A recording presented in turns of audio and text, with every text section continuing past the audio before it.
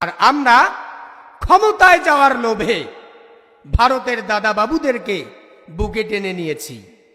আর এতদিন দুর্দিনে যে মৌলবীরা মোল্লারা আমাদের সাথে ছিল তাদেরকে ছুঁড়ে মেরেছি।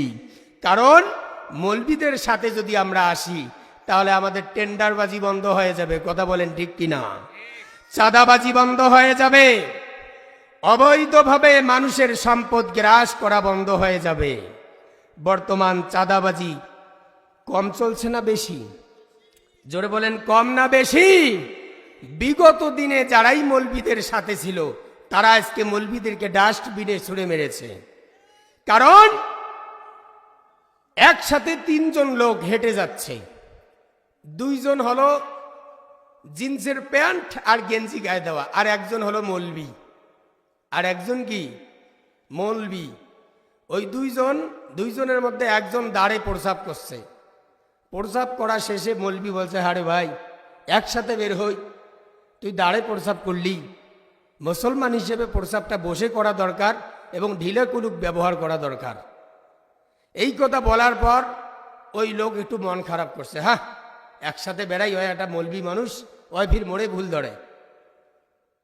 আর কিছু দূর যাওয়ার পর আর এক যুবক প্রসাব করতে বসছে ওই একই কায়দায়। এই বেচারা আবার ভয় ভয় করি বলছে, ওরা দুইজন মৌলবী একলায়। এরপরে ওই প্রসাব করবে ধরিয়া নিজে ইচ্ছা করিয়া প্যান্টের মধ্যে প্রসাব ভরাইছি। ভরে গন্তব্যে পৌঁছার পর তার যে বন্ধুরা আছে, আরে বন্ধু তোর প্যান্ট কেন ভিজা? আর কয়, আর বলিস না, এই প্যান্ট পরছি, বসে প্রসাব করতে পারি না, দাঁড়ে প্রসাব করতেছিলাম, এই মৌলবী আমাকে ধাক্কে দিয়েছে, যার কারণে প্রসাব আমার গোটা গায়ে ভরছে। আচ্ছা বলেন, মৌলবী ধাক্কে দিছে? জোরে বলেন।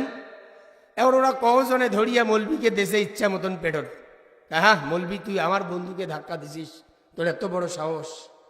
গোটা 16টা বছর যাদের মাঠে ময়দানে জায়গা পাওয়া যেত না, খুঁজে পাওয়া যেত না, তারাই আজ মৌলবীদের বিপক্ষে কথা বলে।